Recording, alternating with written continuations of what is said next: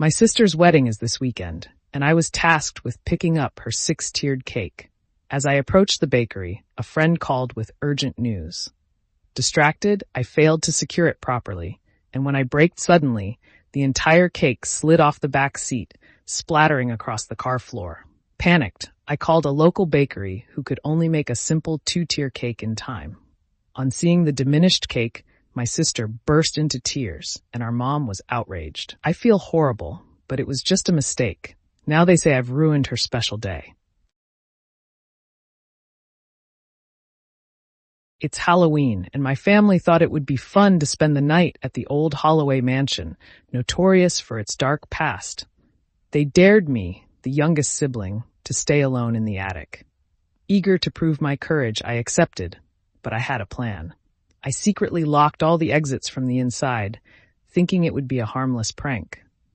The laughs died down when we noticed the shadows started moving against the flickering candlelight. Whispers of forgotten names echoed through the hallways. Panic set in as I fumbled with the keys, realizing I couldn't open the doors.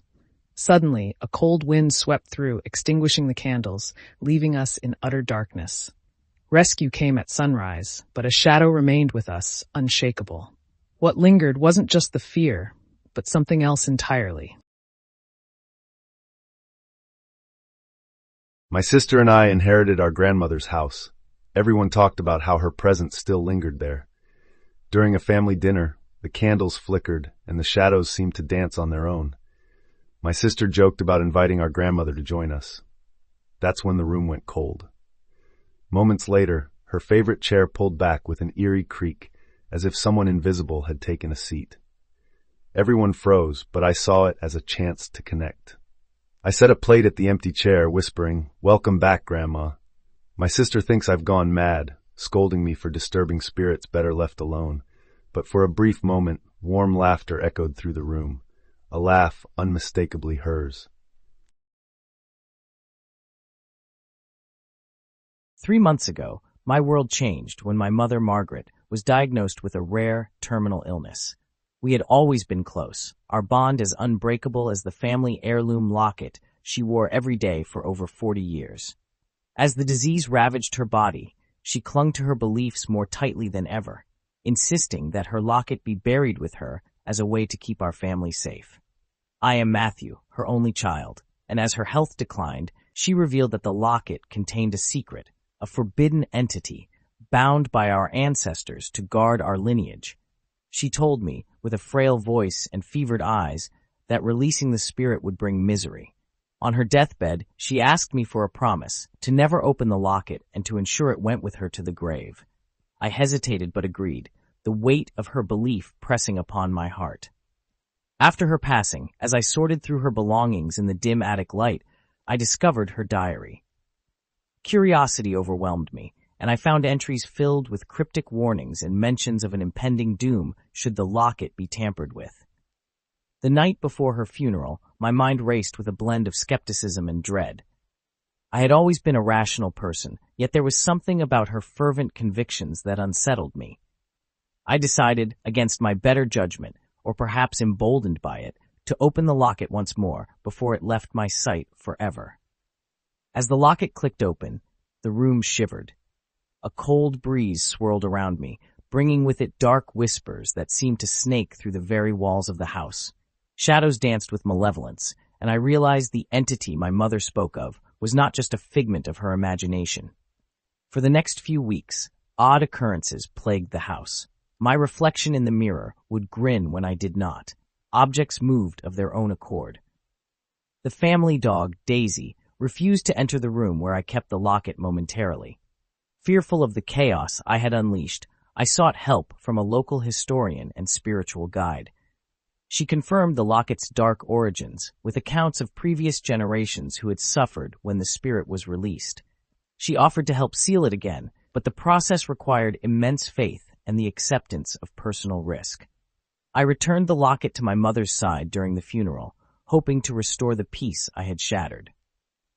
As the coffin lowered, I felt a strange relief overshadowed by guilt. Since then, life has returned to a semblance of normalcy, but I am haunted by the knowledge of how close I came to eternal unrest. Would you have done the same to protect your family or honored your mother's wish without question?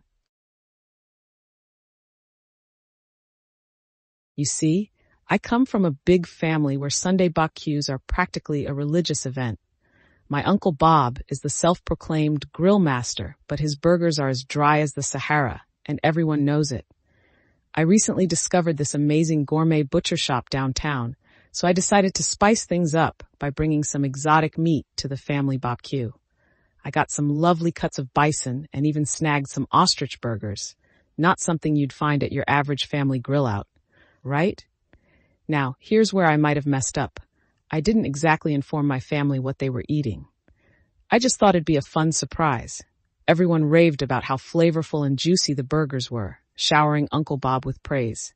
He, of course, gladly accepted all compliments as if he had personally savaged the beast in his backyard. Then, my cousin Judy, the one who reads every label 3 times and won't eat anything without Googling it first, started fishing around. She asked me point blank what kind of beef it was. Feeling mischievous, I nonchalantly replied, "Oh, it's bison and ostrich." Her eyes widened.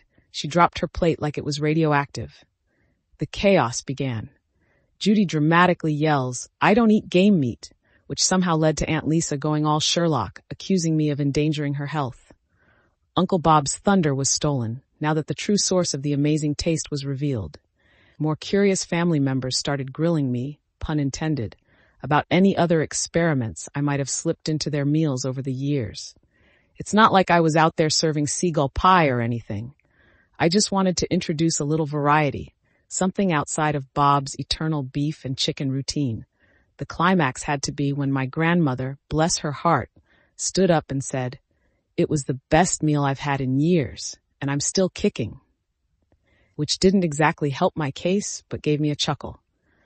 The whole family was divided into Team Exotic and Team Traditional. Honestly, I didn't think it would escalate to Uncle Bob threatening to ban ostriches from his backyard. Jokingly or not, I'm still unsure. In the end, I promised to label everything next time, like some taste bud disclosure agreement, just to keep the peace. Uncle Bob begrudgingly advertised his own secret sauce as the real winning factor, while I kept my gourmet butcher's number on speed dial for future escapades. Looking back, I might have underestimated how a simple switch of meat could uncover such hidden chaos and culinary conservatism. So, what do you think? Do you side with Team Exotic or Team Traditional? And have you ever had a family meal go hilariously wrong? Emily and I had been best friends since college, sharing everything from late-night study sessions to weekend road trips. So when her 30th birthday came around, I wanted to do something special. Her husband, Jake, and I decided on a surprise party. We'd gather all her friends in town at her favorite cafe where we'd rented a private room. Emily is a planner at heart, and spontaneity wasn't her strong suit, but this would be worth it. Jake assured me it was a great idea, so I got to work on the preparations. The invitations were sent, the cake ordered, and decorations were hidden at Jake's place until the big reveal. On the day of the party, everything seemed to be falling into place. I spent the day decorating the room with balloons and photos from Emily's life, and soon the guests started trickling in, excitement buzzing in the air. The plan was for Jake to bring Emily in around 6 p.m., under the pretense of a casual dinner. But 6 p.m. came and went. By 6:30, guests began whispering, and by 7 p.m., the room filled with concerned murmurs. I decided to call Jake, but there was no answer. Finally, at 7:30, Jake called me back, sounding harried. Apparently, Emily had had a rough day at work, and while driving her to the cafe, she insisted they go back home instead. Jake, knowing how much effort had been put into the party, tried to convince her to come, but it only frustrated her further. So, in the end, he turned the car around, and they went home. Here we were, in a beautifully decorated room, surrounded by friends and family, but without the guest of honor. I awkwardly announced the situation to the group, and people were understandably upset. They'd taken time from their schedules just to be there. The mood shifted as guests began to leave, and I felt terrible for not clearing the idea with Emily in the first place. Word got back to her, who was upset that I hadn't respected her dislike for surprises. She felt ambushed by the whole situation, even though she wasn't physically there. Jake apologized, explaining he had underestimated her mood after work. Yet it didn't change the fact that the party went on without her. Despite my best intentions, it soured our friendship for a while. We eventually talked it out, but there's still a tinge of awkwardness sometimes. Looking back, perhaps I should have considered Emily's preferences over the grand surprise. A simple dinner with close friends might have been the better choice. The intention was to celebrate her, but in trying to orchestrate everything perfectly, I missed out on what she really wanted. What do you think? Should I have planned differently considering Emily's personality, or was it just an unfortunate series of events?